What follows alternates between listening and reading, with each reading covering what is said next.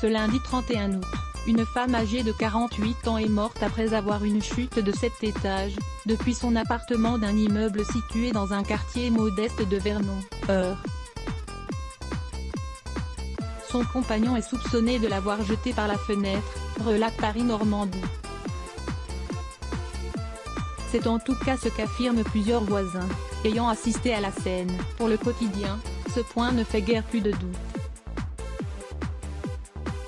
Des voisins ont assisté à la scène. Le meurtre présumé a eu lieu vers 15 h, relate le quotidien local. Une demi-heure plus tôt, la police est rendue à la porte de l'appartement, des voisins ayant signalé des violences conjugales.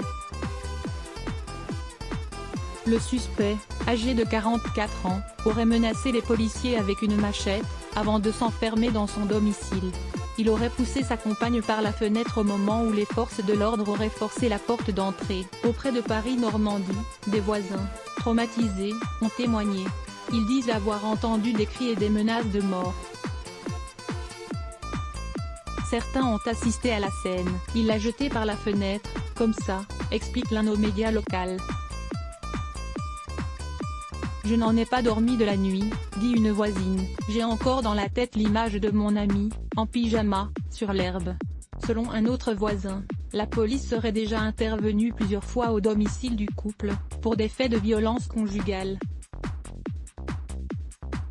Lire aussi, accueil des victimes de violences conjugales, les limites des forces de l'ordre féminicide. Dans environ 50% des cas, l'agresseur avait fait l'objet de plaintes et avertissements. Placé en hôpital psychiatrique dès lundi, l'homme a été placé en garde à vue. Le lendemain, il a été hospitalisé sous la contrainte dans un établissement psychiatrique, a révélé la procureure de la République d'Évreux à Paris-Normandie.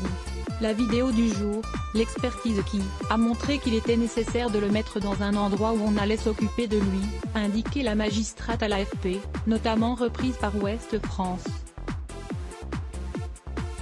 Pour elle, il s'agit bien d'un homicide, rapporte France Bleu. Sans emploi, le suspect est un peu en déshérence à tous les niveaux, a confié la procureure. Il pourrait être estimé comme non responsable de ses actes. Selon les informations de France Bleu, l'homme serait diminué mentalement.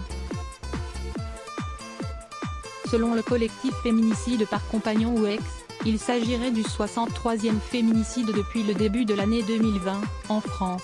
Lire aussi, Féminicide, documentaire éclairant sur Laetitia, Sylvia, Hélène, Marie-Alice et Anna, tuées par leur conjoint ou ex. Le violentomètre, outil pour mesurer si vous êtes en danger dans votre couple. Let ce bloc ABS. Why?